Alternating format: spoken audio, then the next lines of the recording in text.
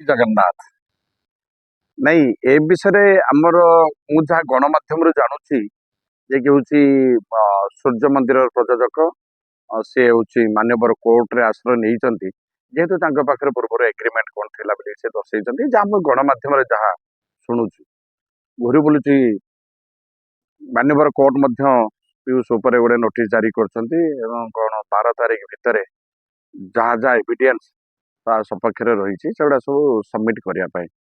କଣ ହେଇଛି କଣ ନାହିଁ ସତ୍ୟାସତ ଆମ ପାଖରେ କିଛି ଖବର ନାହିଁ। ହଁ, ଯେତେବେଳେ ପ୍ରଯୋଜକ ମାନେ ବସିଥିଲେ ଏବଂ ପିୟୁଷ ତ୍ରିପାଠୀ ବସିଥିଲା ସେମାନଙ୍କ ଭିତରେ କଣ ବି ଚୁକ୍ତି ହେଇଥିଲା ସେ ବିଷୟରେ ମଧ୍ୟ ଆମ ପାଖରେ କୌଣସି ଇନଫର୍ମେସନ ନାହିଁ ଯେହେତୁ ଏଥିରେ ପ୍ରତିକ୍ରିୟା ରଖିବାଟା ମୋ ପକ୍ଷେ ସମ୍ଭବ ନୁହଁ। କିନ୍ତୁ ଆପଣଙ୍କ ଏଇ ଚ୍ୟାନେଲ ମାଧ୍ୟମରେ ମୁଁ କଳାକାର ମାନଙ୍କୁ କହିବି ସବୁ ବର୍ଗର କଳାକାର ମାନେ ଯେତେବେଳେ ଆପଣ ଚୁକ୍ତି କରୁଛନ୍ତି ମାନସିକ ସ୍ତରରେ ଆଗେ ପ୍ରସ୍ତୁତ ହବାର ଅଛି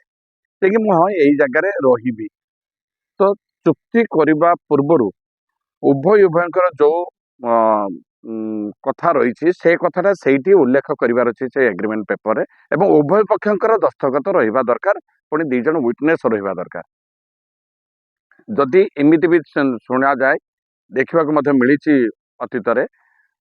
ବଳ ପ୍ରୟୋଗ କରି ମଧ୍ୟ ଏଗ୍ରିମେଣ୍ଟ କରୁଥିଲେ ତେଣୁ ବଳ ପ୍ରୟୋଗ କରି ଯଦି ଆପଣ ପାଖରେ ଏଗ୍ରିମେଣ୍ଟ କରଉଛନ୍ତି ତାହେଲେ ଆପଣ ସେଇଦିନ ଆସି ଆପଣଙ୍କର ସ୍ଥାନୀୟ ପୋଲିସ ଷ୍ଟେସନରେ ଏଫଆଇଆର କରନ୍ତୁ 0 ଏଫଆଇଆର ନଚେତ ଅନଲାଇନରେ ମଧ୍ୟ ଏଫଆଇଆର କରିପାରିବେ ଯୋଉ ଏରିଆରେ ଏଗ୍ରିମେଣ୍ଟ ହେଲା ଧରନ୍ତୁ ଭୁବନେଶ୍ୱର ଏଗ୍ରିମେଣ୍ଟ ହେଲା ତ ଭୁବନେଶ୍ୱର ନୟାପଲ୍ଲୀ ଥାନା ସେଠି କରିବେ ଘର ହଉଛି ବାଲେଶ୍ୱରରେ 0 ଏଫଆଇଆର କରିପାରିବେ ଭୁବନେଶ୍ୱରରେ ଅନଲାଇନ ରେଜିଷ୍ଟ୍ରେସନ କରିପାରିବେ ଏଫଆଇଆରଟା କରିପାରିବେ କିନ୍ତୁ ଅନଲାଇନ ରେଜିଷ୍ଟ୍ରେସନ ପରେ 72 ଘଣ୍ଟା ଭିତରେ ନିଜର ଆଇଡି ପ୍ରୁଫ୍ ଧରି ଯାଇକି ସେ ଥାନାରେ ପହଞ୍ଚିବାର ଅଛି। ଏହା ନ କଲେ ଆଗାମୀ ଦିନରେ ମତେ ଯାହା ଲାଗୁଛି କଳାକାର ମାନଙ୍କ ପାଇଁ ମହା ବିପଦ ଆଗେଇ ଆସୁଛି ଯେ କି କିଛି ଟଙ୍କା ଲୋଭରେ ଟଙ୍କେ 2 ଟଙ୍କା ଲୋଭରେ ଯଦି ଚୁକ୍ତି ଗୋଟେ ଜାଗାରେ କରିସାରିବା ପରେ ଆଉ ଗୋଟେ ଜାଗାକୁ ଚୁକ୍ତି କରୁଛନ୍ତି ତାହେଲେ ସେ ଚୁକ୍ତିଟାକୁ କ୍ୟାନସେଲ କରିବା ଦରକାର ତାକୁ କ୍ୟାନସେଲ କରିସାରିବା ପରେ ଆପଣ ଚୁକ୍ତି କରନ୍ତୁ କାହିଁକି ନା ଆପଣ ଚୁକ୍ତି ମୁତାବକ ଯଦି ସେ ଫୁଲଫିଲ୍ ନ କଲେ କୌଣସି ବ୍ୟତିକ୍ରମ ଦେଖାଗଲା ତାହେଲେ ସେ ଚୁକ୍ତିଟାକୁ ଆଗେ କ୍ୟାନସେଲ କରିବେ ତାପରେ ଅନ୍ୟ ଜାଗାରେ ଚୁକ୍ତି କରେଇ ପାରିବେ କିନ୍ତୁ ଟଙ୍କେ 2 ଟଙ୍କା ଲୋଭରେ ଏଇଠି 2ଟା ଜାଗାରେ ଏଗ୍ରିମେଣ୍ଟ କରନ୍ତୁ ନାହିଁ ଏଥିପାଇଁ ବିପଦ ମଧ୍ୟ ନିମନ୍ତ୍ରଣ କରିବାଟା ସ୍ୱାଭାବିକ ମତେ ଯାହା ଲାଗୁଛି। ଆଉ ଏସବୁ ପରିପ୍ରେକ୍ଷୀରେ ମୁଁ କହିବି ଏଇ ଯୋଉ ସମସ୍ୟା ବର୍ତ୍ତମାନ ଲାଗି ରହିଛି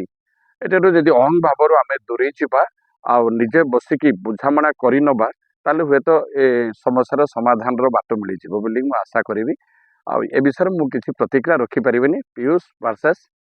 ପ୍ରଯୋଜକ। Thank you very much. ଜୟ ଶ୍ରୀ ଜଗନ୍ନାଥ।